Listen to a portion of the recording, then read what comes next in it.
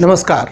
कमाल की बात देखिए कि जिस मोहम्मद गौरी ने सबसे पहले भारत में राज्य स्थापित कर जमने का विचार किया, उसे दिल्ली के तोमर राजा अनंगपाल ने सबसे पहले पराजित किया। किंतु जब वृद्धावस्था के कारण राज्यभार अपनी पुत्री के पुत्र अजमेर के चौहान राजकुमार पृथ्वीराज को देकर वानप्रस्थ ग्रहण कर लिया, तब उनकी दूसरी पुत्री के पुत्र जयचंद को पृथ्वीराज से ईर्ष्या उत्पन्न हो गई। ईर्ष्या कितनी बढ़ी उसका भी एक उदाहरण देखिए। जयचंद ने भी मोहम्मद गौरी को पराजित किया और उस विजय के बाद राजसूय यज्ञ का आयोजन किया। संभवतः पांडवों के बाद यह पहला राजसूय यज्ञ था। जयचंद ने घोषणा की कि यज्ञ के उपरांत अपनी पुत्री संयोगिता के लिए स्वयंवर का आयोजन भी होगा। संयोगिता जिसके गले में बरमाला डाल देगी, उसी के साथ उसका विवाह संपन्न होगा।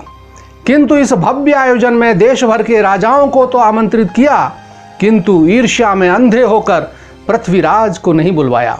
इतना ही नहीं तो उन्हें अपमानित करने की दृष्टि से पृथ्वीराज चौहान और उनके अभिन्न सहयोगी मित्र और बहनोई मेवाड़ के समर सिंह गहलोत की स्वर्ण प्रतिमाएं बनवाकर उन्हें द्वारपाल के स्थान पर खड़ा कर दिया गया।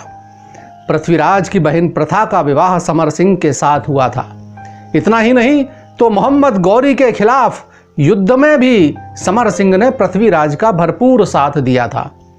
अतः स्वाभाविक ही जब यह समाचार पृथ्वीराज ने सुना तो उनके क्रोध का ठिकाना नहीं रहा और उन्होंने निश्चय कर लिया कि अब तो मैं ही संयोगिता से विवाह करूंगा।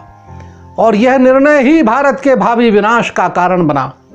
स्वयंवर के दौरान पृथ्वीराज ने संयोगिता का अपहरण तो कर लिया, किंतु उसके बाद राठौड़ों और चौहानों के बीच हुए घमासान युद्ध में अगणित राजपूत वीरों ने जान गंवाई। चंदवरदाई ने लिखा है कि 5 दिन तक घोर युद्ध हुआ, जिसमें दोनों ओर का सेना बल नष्ट हुआ। जयचंद पराजित हुए और उसके बाद पृथ्वीराज संयोगिता के मोहपाश में ऐसे बंधे कि राजकाज की ओर ही दुर्लक्ष्य हो गया। चतुर गौरी ने मौके का लाभ उठाकर हमला किया और हिंदुस्तान की स्वतंत्रता का सर्वनाश हुआ।